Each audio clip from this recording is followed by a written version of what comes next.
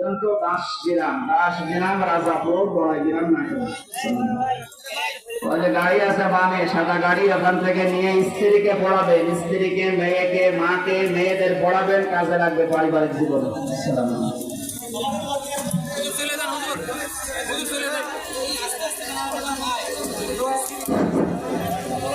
Hello, মনপাড়ার model স্কুলের মাহফিলের তারিখটা জেনে নেন।